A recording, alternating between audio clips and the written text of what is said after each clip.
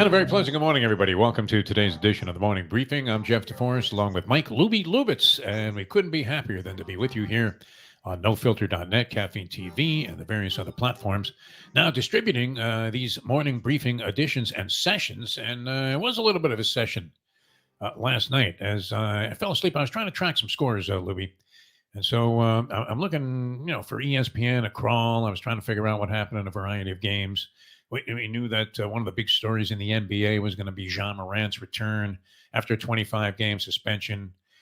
I don't know that he was going to do. It would have been kind of weird. I don't know, how would Adam Silver have looked at it if he had come in with like a two-gun holster set, cowboy, and made his appearance there, coming out of the smoke with a cowboy hat on. And look, the guy is a great player. He's fantastic. He's so entertaining to watch. It reminds me, although exponentially more athletic, which is hard to say, because when Dwayne Wade first came to the Miami Heat out of Marquette, you thought, wow, this guy is just amazing. And you also thought if he continues to play in the fashion that he does, with so-called reckless abandon, where he was literally, I don't know if wrestlers have taken as many pratfalls as Jerry Lewis didn't go to the ground as much in all of his years as a comedian as Dwayne Wade did. I mean, and you think about it, when you're splattered on the wood there in an NBA game and colliding with bodies that are 6'8", 275 of solid muscle, eventually you would have to think there would be some debilitating effects. And everybody said this about Dwayne Wade when he first came into the league. They said that's going to be Jerry Glanville time for this kid. Not for long, NFL, if he continues to play like that. Now, even Jordan had to tone it down. I mean, became much more of an outside player and far less inclined to go to the hoop with what I think is one of the oddest terms in all of sports in terms of double entendre, and that is dribble penetration. Think about that, Louis. Dribble penetration, a good thing. If you're Steve Nash, it's a good thing. But if you're a guy that's trying to engage in some kind of sexual activity with a woman, dribble penetration is, particularly embarrassing for you and not necessarily satisfying for her. It's interesting. But as a sporting term, as part of the sports vernacular, it's a great thing. Jordan went away from that and kind of changed his game. His game evolved into one that was less inclined to have these incredible violent crashes and falls to the floor. Now, Ja Morant, if you watch a game involving the Memphis Grizzlies, which you weren't able to see Ja Morant out there for the first 25 games of the season, by the way, a very embarrassing 6-19 for the Memphis Grizzlies. You're saying that was all because of Dillon Brooks not being there? I'm not saying Dillon Brooks was this superstar. It's just he helped stem the tide. Like when Morant wasn't in, Dillon Brooks could actually score. He's a really good defender, and he would sort of take over with Desmond Bain and Jaren Jackson Jr. And without a Dillon Brooks, they don't have really someone to come in and score. The Grizzlies' record, was not terrible without Ja Morant during either his previous brief suspension or times where he was out because of injury. And yet they managed to sustain a winning record, I believe, the last couple of seasons under those circumstances. But in the meantime, he comes back, and naturally, this is a game that's going to be looked at and analyzed from a lot of different angles. But so I go to sleep. I'm looking for some scores. I wanted to see how that went. Turns out it was spectacular. Morant goes for 34 points in the ball game. I think he had 8 assists, a couple of steals, a block, hit the game-winning shot against the New Orleans Pelicans on the road. But in seeking out the score last night, I managed to end up on ESPN2, which is what I woke up to this morning. Now, I'm not sure what their standard programming is. I'm not even sure what program this was. But Lubie and I, you spent 12 years with me in local sports talk radio. And I've spent over 40 years doing sports talk radio. In fact, we're still engaged in a form of it with the Tony Bruno Sports Network. And it's a whole different bag. But the general consensus in the industry is that the networks have totally ruined the genre, which was a very creative and entertaining thing to perform in and to be a part of for many, many years. And yet now it's reduced to nonsense that started to develop, I guess, even going back 20, 30 years ago, where everybody who was on the air all of a sudden became a doctor. You had to know about medical conditions And a guy gets hurt, and you say, "Well, it could be a tournament." What do we know about that, right? Chances are, if you're involved in sports coverage or sports talk, you never even attended any kind of a scientific class or lesson in your lifetime. Otherwise, you would have been a doctor or a lawyer, like your mother recommended. Put it this way, I part of my sports business degree was different science classes. I think I got low B's and C's and all. Like I was I horrible really in had science. no idea what was going on. Anatomy was most Yeah, confusing. I mean, that's why you dated the redheaded girl with the freckles when I was going to Syracuse, because there was no other way to pass science or calculus Horrendous. while you were in college. And so, you might have been feigning an interest in her, but nonetheless, it wasn't like you were taking advantage of somebody, but she happened to be fucking smart. So, you took her out to dinner a couple of times and cheated off her on a test. That's the only way to get through those courses. So, yeah, we have no business. The point of this being that we have no business as sportscasters, sports analysts, whatever, sports commentators, trying to psychoanalyze people. We're not Sigmund Freud, and yet No. you're going to hear a lot of that if you turn into sports talk radio today, all around the country, because of the presence of all these generic network conversations that take place. Everybody wants to be Skip fucking Bayless at this point. Come up with some contrived debate, but I would have no answer. Did you have any idea what goes on inside the mind of Jean Morant? Oh no. The fact that That would have him, I mean, feeling the need and the compulsion. While you would have to know, I mean, there are some barriers that you just don't want to cross if you're part of the image and representing a giant business, yes. which NBA basketball is. This is, I mean, think about it. If they can pay some scrub 15, $20 million a year to sit on the bench, to languish on the bench and not even make a contribution, what kind of money is involved overall in the NBA? I'd love to see a number there. I don't know. Is it like baseball where they never show you the books? No, NBA definitely. basketball. How much money is it worth to be the National Basketball Association in any given year? The Mavs aren't a global brand, and they're worth $4 billion. Yeah, The Mavs, like the Mavs. Who gives a flying one about the Mavs? They haven't been good since Brad Davis was in the not backcourt. Lakers. Like it's Well, not. they didn't win a championship, and of No, course, Nowitzki was a great player. I don't want to become diminish a the. solid franchise under Cuban, Yeah. but I'm saying they're not like the Dallas Cowboys are. The Dallas No, Mavericks aren't they're like dwarfed the there. first team you think of when it comes to the NBA. I mean, Yeah, not exactly a he's premier. not. I mean, if they're worth $4 billion, I understand the point, which is what's the NBA worth? So, if you're doing something and you're part of that business, and you're doing something that is overwhelmingly detrimental to their ability to forge ahead and make money off cheaply made Chinese sneakers, then you're certainly should be subjected to some kind of some kind of accountability for that. Which 25 game suspension for Jean Morant, well, it was pretty severe. Think about that. I mean, when you had guys running into the stands and punching out fans, that they were suspended for what, 70 games? So it's almost as outrageous as the Ron Artest incident. We don't know what's going to happen with Draymond Green, who's choked a guy and punched a guy in the side of the head. Like a month. And subsequent, in close proximity to choking Rudy Gobert, he goes ahead and has that wild swinging play with Nurkic, and so they don't even know what to do there. But the guy's coming back after 25 games.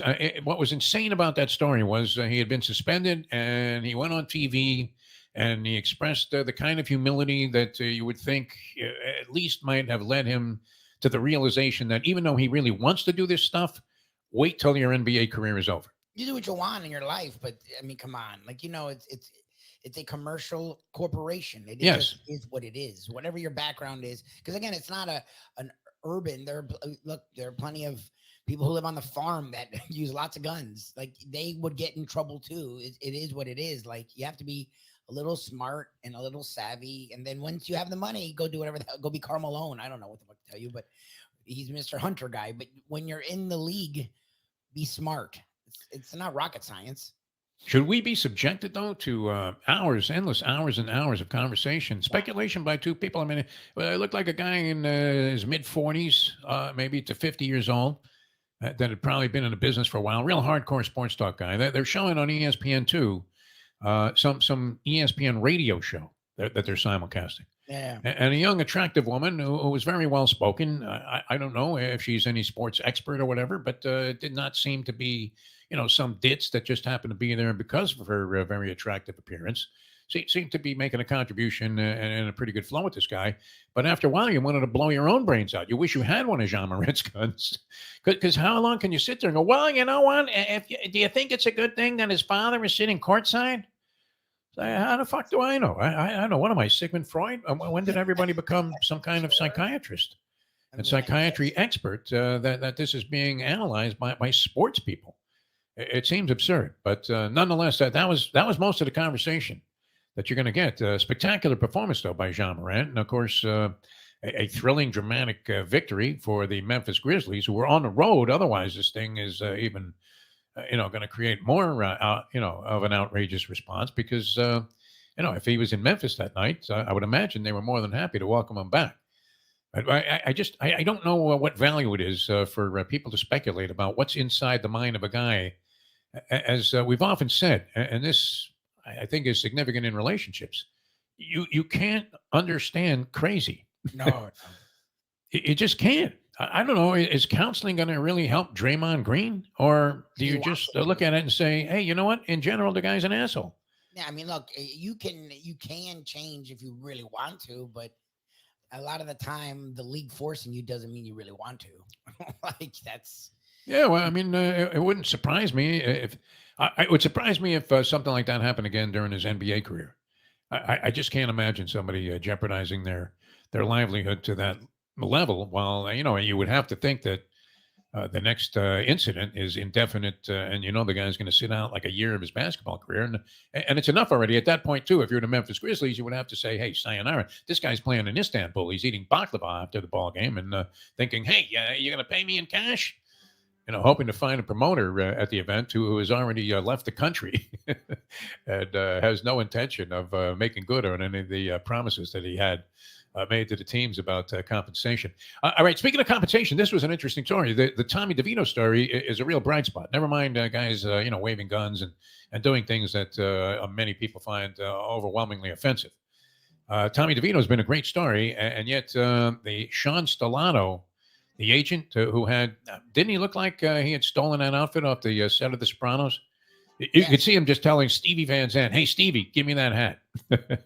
Who was playing Syl in the Sopranos? Of course, Stevie Van Zandt, Little Stevie from the E Street Band. Did I need to explain that? Who Stevie, Little Stevie is?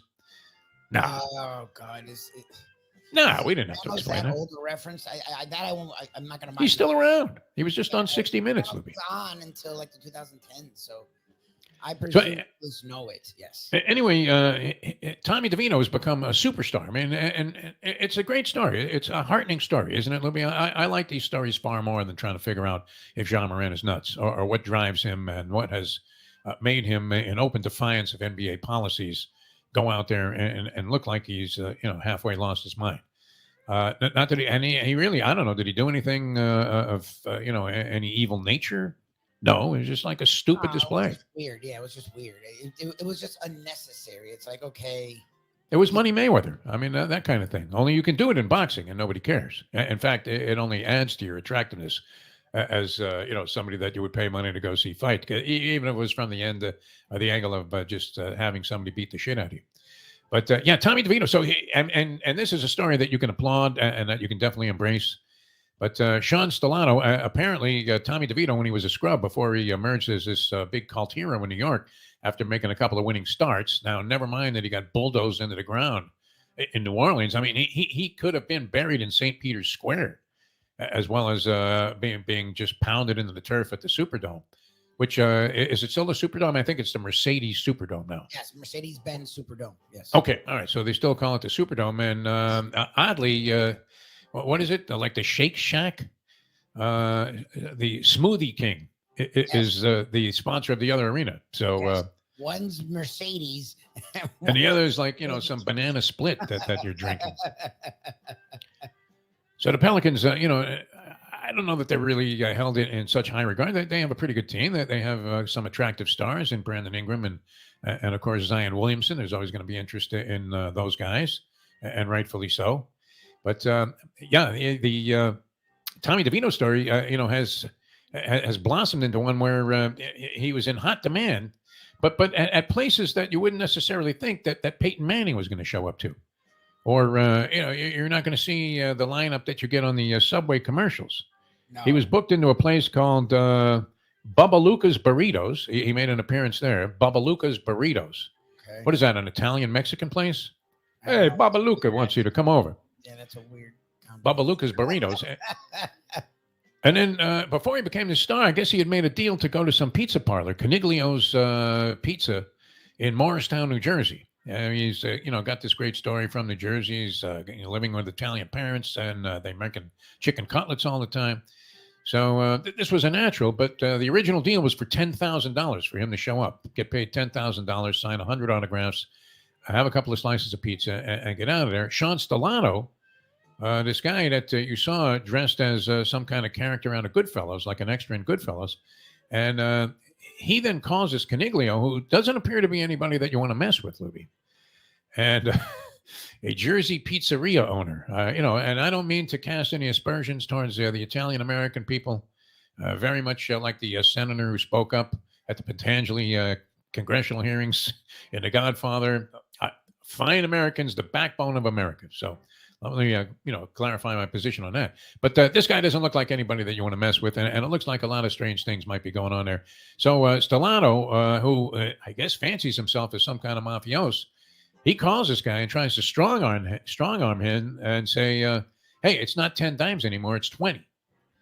And you're thinking that didn't sit well with these guys, right? I mean, dead bodies show up in the Hudson River over things like this. How insulting! Yep. So now, besmirching the reputation of Tommy DeVito, saying, and what's worse than a phony in sports, Louis? When we found out Tiger Woods wasn't for real, didn't you kind of lose a lot of your enthusiasm for watching him with the fist bump and everything? All of a sudden, you're saying, "Miss it, Tiger, you asshole!" Yep. Every time he stands over a putt, where you used to, root for this great story to continue to evolve like that. So, he was saying some unfavorable and unflattering things in social media and getting the word out there that Tommy DeVito had turned into a jerk, essentially. This great story, this rags to riches story, all of a sudden was going right back to rags again. So DeVito on his own, he takes this Stellato out of his whole marketing plan now. He's no longer involved in that. He doesn't show up, Stellato, at this pizzeria where DeVito goes to have a sit-down with Caniglio and apparently repairs everything and goes ahead and does the appearance under the original circumstances and, validates the fact that he really is a good guy. But how crazy is that, huh? You're going to call a guy, I'm hoping people can see this picture, this Caniglio guy. You're going to call this guy and tell him that it's going to cost you double? Lubie, what kind of balls does that take? No way. No way. Absolutely no way. All right, a couple of interesting things. So we had a battle of sons of pro quarterbacks in the Frisco Bowl. Cole Pennington, the son of Chad Pennington, who also played at Marshall, and for the University of Texas, San Antonio, which I didn't you, that's not an online school? I thought like DeVry University played these guys, or the University of Phoenix, but University of Texas, San Antonio has the son of McCown, Josh McCown, Owen McCown. And those two guys were going at it. Unfortunately, we had a friend that took the 10.5 with Marshall. They go up 14 in that ball game. And then Owen McCown rallied the University of Texas, San Antonio. What cheap type of chip is that bowl named after? It had like 16 names attached to it. The Frisco Bowl, which I thought was a relatively new bowl. It's already gone through dramatic changes. But anyway, it was an interesting matchup last night. And they naturally were cutting to shots back and forth every time something happened of both Josh McCown and Chad Pennington.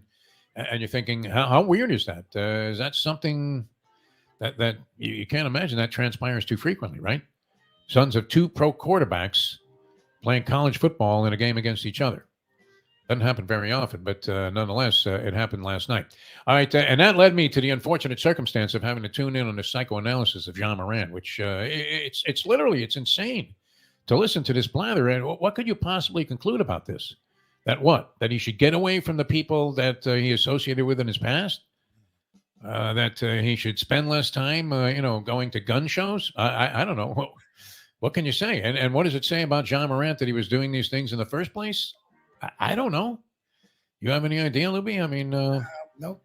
No clue. Yeah, who the hell knows? What I love though is when people speculate about it that will never in their lifetime meet this guy, talk to this guy, have no idea where he's coming from, and really no feeling or sense of his background or what it was like, as he was growing up, and what could lead him to these things. And yet you're going to hear endless reams of speculation about what John Morant needs to do to straighten himself out. Well, what he needs to do is just keep playing basketball like that, right?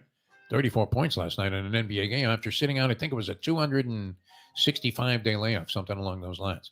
All right, a lot of fun being with you today on the morning briefing. It's always a pleasure getting set. All right, we're just a couple of days away from celebrating Christmas and the Christmas holiday season, getting into New Year's. So I hope everybody's in a festive mood.